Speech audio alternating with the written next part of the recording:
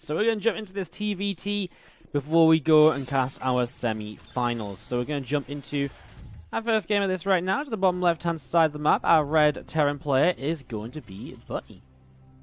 From Dust Gaming, of course, the NA organization who has picked up Bunny and Hush to help them out in their team leagues and to obviously just represent the team as well, which is really awesome. As we have down to the bottom right-hand side, the blue Terran player, it is jjakji, who is currently teamless still, if I'm not mistaken. Let's see what he's going to get up to. jjakji, an interesting player, comes out of nowhere every now and then and suddenly really good. And then, you know, he's suddenly really good and then he's like, just drops off completely off the face of the earth once more, so interested to see how this TvT will go. We saw some very interesting TvT yesterday, a lot of interesting TvT. Bjorn Keen was a really cool series, but yeah, some real interesting stuff as we're just going to be seeing early on while TvT setting up. We're going to be seeing the expansion from jjakji. Now this is something we've been seeing more of, Terran players realizing that they can actually get away with an early expansion without being punished, as they figure out that Cyclones work out pretty well defensively. So we've been seeing a lot of players actually starting to expand, whereas in the past we wouldn't have usually seen that in TvT. It has been more so about both players opening with one base aggression, 1-1-1 setups, and just trying to go from there. So that's kind of what we're used to seeing. It's kind of like similar to what we've seen from Bunny. What he's doing right now is, well, actually a little bit weird, I guess. He's gone for just a marine-based opening with the factory and now Starport coming in. Nice block of the Reaper there. He's just going to use it to try and stop the Starport from landing onto this tech lab. Obviously gets the information as well that this is probably going to be a Cloak Banshee early. I mean, it could be a Raven, but if you open one base with double gas like this and then go for a Raven, which is like a defensive unit, you end up in a pretty bad position overall. Because what's happening is you're making a Raven and defending against what is already a defensive opening, but an economic defensive opening with an expansion down from jjakji, right? So it doesn't really make the most of sense to kind of go Raven right now. So jjakji kind of knows it's going to be a Banshee, and look at this. Moves the Cyclone out onto the map, ready to intercept this Banshee as it flies across here. He makes a Viking back at home, and he has the gas to go for a Raven if he would like to. We'll have to build the tech lab still, so that's something he would be missing for now, but could be worthwhile. We'll see exactly how he wants to do this. As the first Banshee comes out, I like this from Bunny. Going to send it in a bit of a different direction. Going to send it up to the top side. Realizing that this was probably scouted and that jjakji might do something about it, he's going to pull this Banshee around the top side of the map instead of just sending it through the south side. And that's going to allow him to now set up with this Banshee in a little bit of a different way, I suppose. You know, with just allow him to kind of come in. I mean, avoids the Cyclone straight away. And then he can come in, still try, you know, still going to get denied pretty heavily, I think. I mean, turrets are on the way up, Viking is here. But better than it being intercepted mid-map by the Cyclone, because he might still get a couple of SCVs now, instead of none at all. So the Marine from Bunny moving forwards as well, trying to take some map control. Also Widowmine here. jjakji really committed to kind of catch this Banshee as it comes across the map. Second Banshee will be sighted here by the Cyclone, but is not locked onto. So two Banshees are now seen. This first Banshee had to back away. Viking did chase it for just a moment or two, and did get a shot or so off. And we've seen this next Banshee intercepted as well by another Viking. I mean, the Cloaks come down, but obviously if the Cloak's so far away, he's not going to have Cloak forever, and, well, I mean, the turrets are well placed as well to help defend, so just going to push this back instantly. This Banshee also still not able to come back in, this Viking in the location. And Bunny, unsuccessful opening here. At the same time, he keeps the Banshees alive, which is sort of weird. I don't really know how that's going to turn out, because it's not often you see in TvT a Banshee being kept alive to be used later. Now, it's very possible that these Banshees are going to be come in and be used later and become very useful. But at the same time, it's also potential that it's just not going to be kind of much at all. I mean, he picks up a few more SCVs there. The Vikings do shoot down that first Banshee. Next Banshee's still around. He'll use it as part of the push right now, as Bunny is starting to move over to the right-hand side of some of this Marine tank. A couple of Vikings as well, trying to take his own air control. I mean, what's the Viking kind of his opponent? Only two, so two Vikings apiece. Actually, four Vikings for Bunny. So if he has air control, this Banshee can be very annoying in terms of pushing through to take down a tank or so. And that could be a very big nuisance. The jjakji going to start up two more Vikings in response to this, I believe. So this is turned into a bit of an interesting attack. As Bunny will see what he can get done. Scans ahead of time. One tank from jjakji, but isn't set up just yet. Now it is going to start setting up. The Vikings come in. They have more Vikings right now than he needs. You can see the Widowmine goes down, splashing around all over the place. Marines continue to trade out, and looks as though this tank from Bunny will just unsiege and actually move a bit further down south where you can see jump onto this base. And that's going to create a little bit of an awkward position because now this barracks is under fire, and obviously that forces jjakji to start responding to this. So he's got to try and find a response to this right now. He's losing a depot. He can actually just land his Vikings, and I guess he lands his Vikings because the Viking count is too high from Bunny, but now he's actually going to land his Vikings himself. He's going to pick off a couple of Marines here. Tank will actually pick off one Viking, and he lifts back into the sky. Just as attack comes in on the ground, jjakji will clean up. +1 finish for him as well, and actually that's a really big lead. He also gets stim finish, so he has +1 and stim. So he's way ahead on these bio upgrades. In fact, jjakji cleaned this out of this attack. Takes quite the lead in terms of his overall supply. Going to go for a bit of a counterattack himself while building his third base in location, as now he has full map control. Moving over to the left-hand side here. Killed off a couple of those Vikings, and now he's got, well, it's still 2 against 3, so it's not brilliant, but it's still contendable. And with a 14 army supply lead, stim against no stim, and a +1 upgrade, can he get something done in this natural expansion? Well, maybe not, but what he could do is drop into the main base. He has 2 medevacs already. Dropping in here right now would be very detrimental for Bunny. He just doesn't really have anything. He has the only starting to come into position. It's again without stim, and I guess it's kind of enough. Kank's actually going to load on the low ground. And it's jjakji kind of turning around the position right here. And oh, Vikings!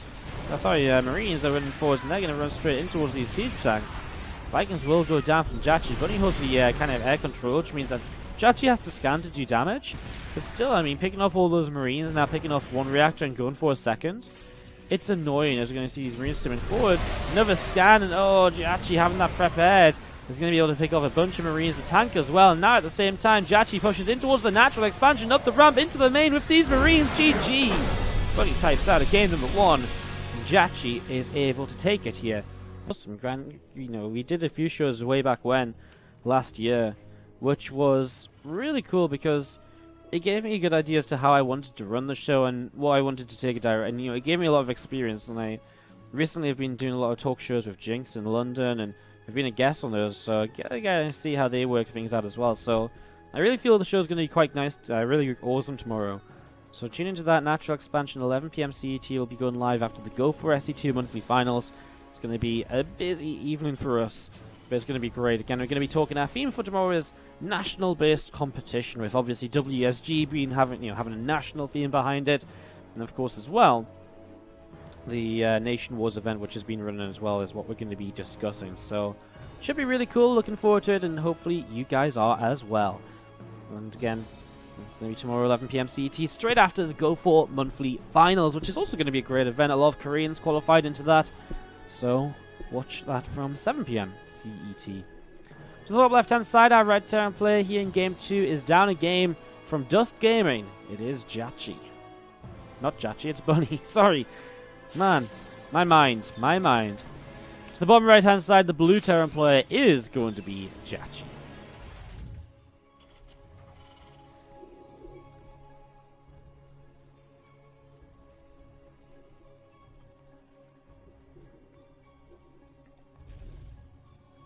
Alright, so factory starts to build up here from jjakji.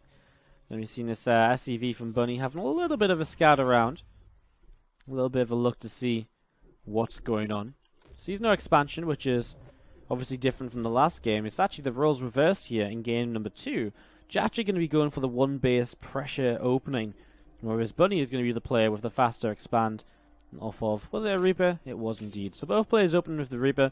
jjakji will go for a second Reaper, and most likely build order from jjakji is going to be the second Reaper, a Cyclone, which starts now, Starboard, which will go onto the tech lab that the factory has built, and then a Cloak Banshee. That's the most common way of going about this. It's not the guaranteed way, but it has been kind of one of the go-to builds in TvT as of late. Now, Bunny will probably look for a Cyclone out of his own factory here. He does start up a reactor, so he's a little bit low on gas right now, but the Cyclone going to be one of the major things for him to be able to defend in the early stages. So setting up into this, we're going to be seeing that Cyclone finishing up from jjakji, and he's going to be starting to move in towards the upper left-hand side to see what's going on.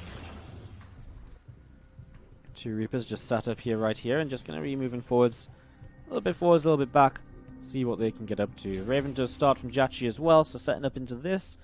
Raven just on the way, and jjakji just continue to move on forwards. An SCV from Bunny moves down the low ground, trying to see what he can get up to. A couple of shots from the Reapers coming down here as well. These few Marines and the Reaper also moving in. Cyclone is going to get blasted back by the Reaper Grenade, and another Widow Mine shot coming down here. Sorry, Reaper Grenade shot coming down here, not a Widow Mine shot. I always get those mixed up in my head for some reason. jjakji's attack not going to be very successful, honestly. Loses the Cyclone. Losing the Cyclone is like the main thing. Like the Cyclone is what does all the damage in this. So if you lose the Cyclone, you lose your main kind of piece, damage dealer. And at the same time, your opponent has a Cyclone, so he still has that main damage dealer, which messes things up a little bit. Now we are going to be seeing the Raven on the way out from jjakji, so setting this Raven up. And setting to see how that will go. A few SCVs down to the low ground. You can start mining away on this natural expansion. So a few SCVs starting to mine away down there. We see again the Raven on the way from both players right now. And you're going to be seeing the third CC from jjakji coming up towards the top corner of this base. So going into the free CC, that's obviously his way to recover from having a slightly later natural expansion to go into the third CC just a little bit earlier on. Not sure if there's Raven out. We'll use this aggressively. We'll look to try and drop down a Raven or an auto turret or two and pick off a few SCVs. I mean, if you get a successful auto turret off and pick off 3 or 4 workers, suddenly the worker count is pretty even. Plus the fact you've got a faster third CC can play out quite nicely as well. He will start stim as well. I mean, jjakji's build overall looks pretty solid. The only thing he's going to be delayed on slightly is going to be the third Rax, but actually he gets that pretty much just now, so it's not that far behind. Raven here from Bunny ready to help defend, and well, you might see a little bit of Raven on Raven action. Not very often you see this. As jjakji moves up this left-hand side, does the Raven of Bunny respond? Not yet. There is a tank here, but even with a tank and few Marines, this couple of turrets can still pick off some good workers. I mean, that's 3 workers killed. That's going to be a 4th as well. Does he get a 5th? Maybe. He does indeed. So 5 workers picked off here. Nice little bit of harassment. And as we mentioned, now that evens up the worker count more or less. Especially with a third CC coming into the game already from jjakji. He's going to have that up and ready to go. Second Raven 2. This is also something we can see in kind of the double Raven play.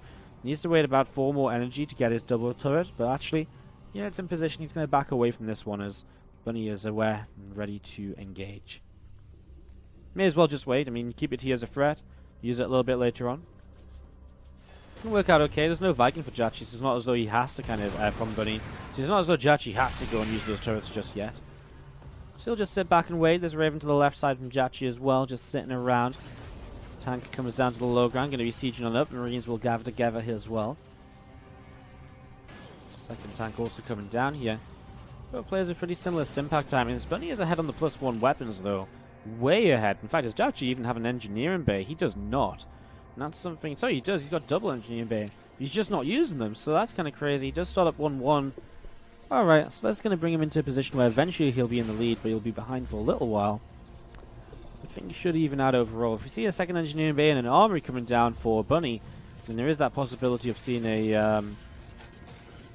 There's that possibility of seeing something a little bit different here. I've seen kind of them taking a +2 attack upgrade lead. As you see these auto turrets coming down, they get taken down as well. jjakji just maintaining a pretty even worker count right now. Again, should be pulling ahead with that third CC already set to go.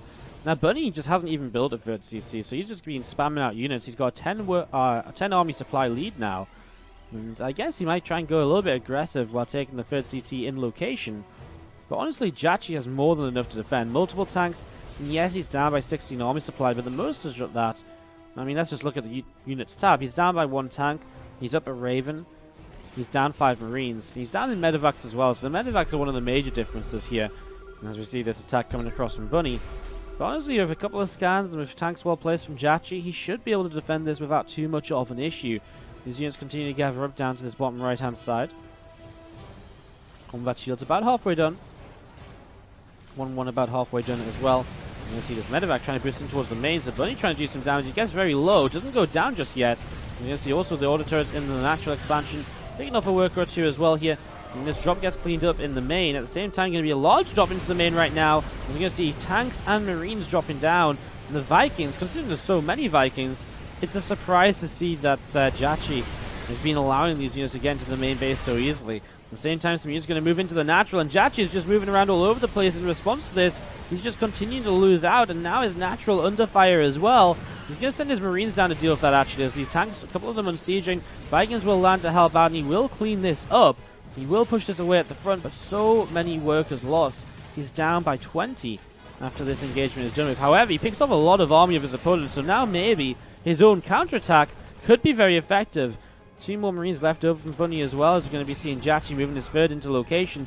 I feel as though jjakji has to go across the map, right? I mean, the more he waits, I mean, he's just going to be behind if he doesn't do something. So I think he has to try and push the issue. He has a +1 armor upgrade advantage as well, so he's got multiple advantages in army supply and upgrades. And so he has to attack before that becomes favorable for Bunny instead because of the economy. Let's see this rocks getting dropped down. It's definitely possible. I mean, there's 2 tanks here right now. A 3rd tank, I guess, is already out in the 4th building.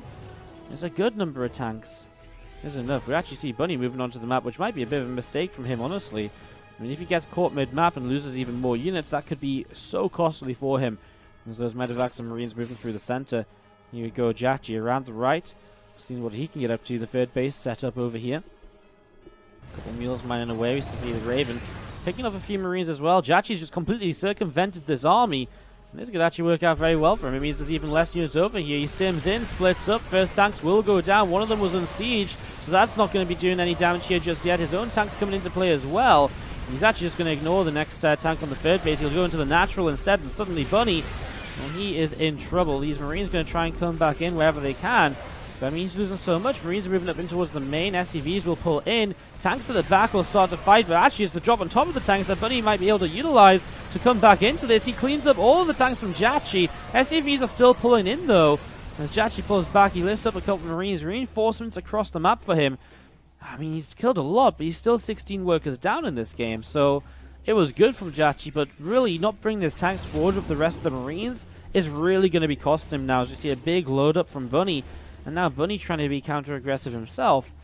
jjakji just needs to keep on building up those workers. He's 13 down. Honestly, 13 workers rebuilds quite quickly as players are going to find each other. Who unloads first? It's actually going to be Bunny, which means that jjakji loses a lot, and that actually might just be game ending. GG. Bunny takes game 2. Ties this. People went sub crazy, and we broke our 200 sub count, which is awesome. Now going to try and push towards 250. Well, first of all, we're going to try and stay just above 200. But we're also going to try and push towards 250, so we unlock the 10 emote slots. Hey, that would be awesome. So, great, awesome. Thank you so much for all the support, guys, lately. It's been awesome.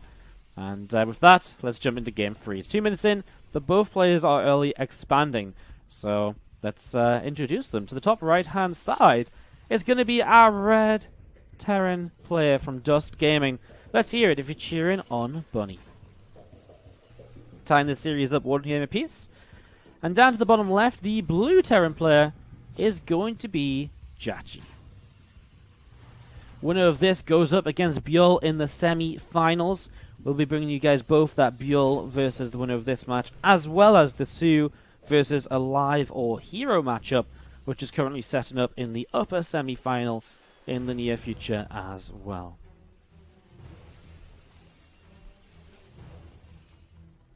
So tied up here, I mean, what happens in Game 3? Obviously, the expansion's early. jjakji into a bit of a faster factory than his opponent here. Not even sure how. I guess just different gas timings. Slightly different gas timings allowing him to go Reaper. Both went Reaper. I don't know, just slightly faster factory. Anyways, he's got a Cyclone on the way up.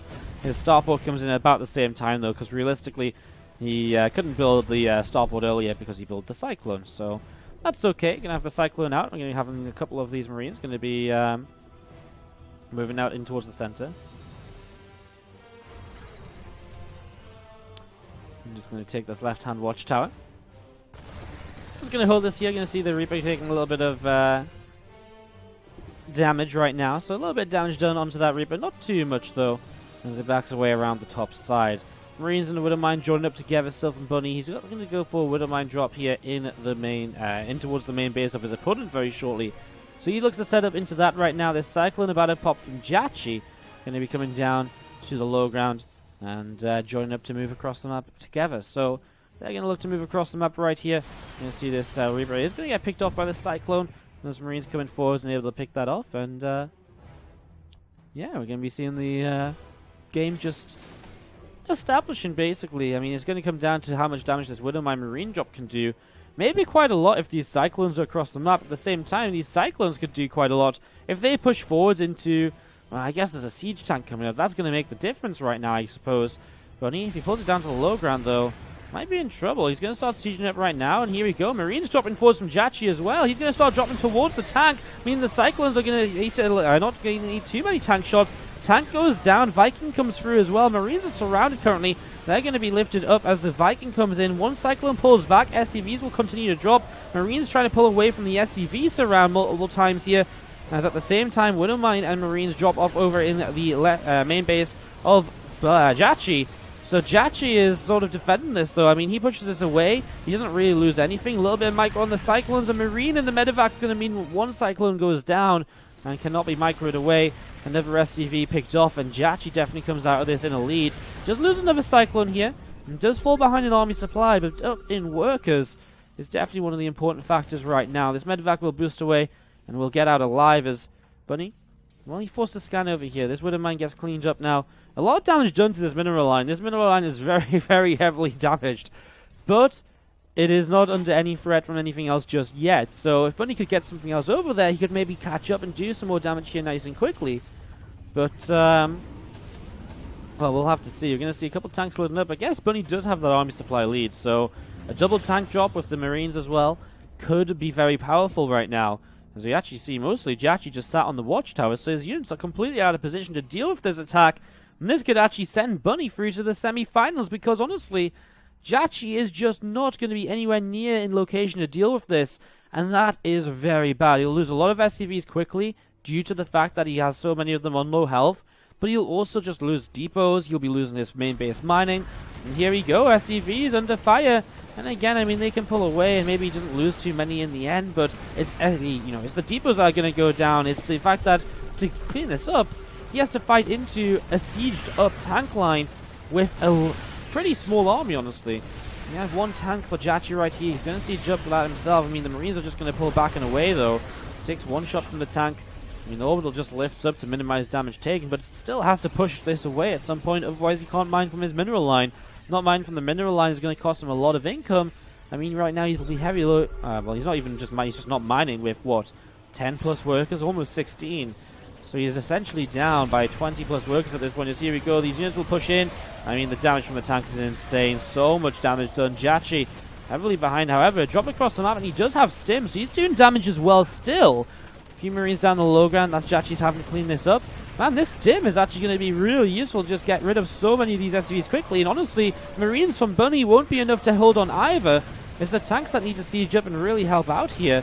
I mean, eventually they will be able to clean this up. Actually, Bunny then in the end goes down 25 to 24 workers. This game is still somewhat even. And finally, jjakji cleans up in his main base as well.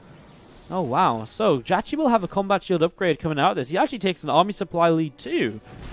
Wow, this is interesting. So jjakji can counterattack. I didn't realize he was dropping across the map. That makes a huge difference. Jjakji himself, he could set up the same sort of attack. Double tank, 8 Marines dropping into the main. With combat shield advantage, it could go very, very, very well for him. Jjakji is just going to load up the Marines, not going to bring the tanks across. I mean, imagine he drops into the main base with the tanks and Marines here, especially with stim and combat shields against no combat shields. I mean, his opponent's going to have stim now as well. He actually looks as though he's going to go with everything. He'll drop one medevac into the main, but he's also positioning these units down this, through the center, so he's bringing those across. This medevac going to try to boost in. Oh, this is really not pretty, and the medevac's so low on health. He's going to have to get away. We'll loop around. This medevac in the back does go down now as well. One last Marine dropping in. There's jjakji, 4 workers ahead. Even in army, does he really want to push this position, or does he just want to sit back and macro up? Let's say, it's a tough one to call what the correct decision is. Again, the combat shields does give a huge opportunity, a huge opening to engage in, but is there enough Marines to make use of it? Well, there's 17 on the map from jjakji, but they're not all here right now. He's actually going to load up a bunch of these units into medevacs, and he's just going to boost for the main base, where there is 2 tanks. There's multiple Marines as well. In fact, there's a lot of Marines. Tanks will begin to siege in time, though. Well, not really. Marines coming in as well, and jjakji, he's starting to clean this up. He's starting to fight, but Bunny is in the end still going to push it away. A couple more medevacs going down too. jjakji's drop into the main, unsuccessful. And it's still just Bunny gathering units together to get ready to go once more. He's going to load up his own units now once again. It's just drop mania here in game 3 of this series. First one player drops, then the other. And he just goes back and forth, back and forth. crazy stuff as we're going to be seeing Marines and Medivacs moving down to the south side. jjakji's still on the map. He is actually going to intercept these Medivacs. Oh no! One goes down and the other forcing the drop, and that's going to be GG right there because that's way too much loss by Bunny. jjakji moves through to the semi-finals.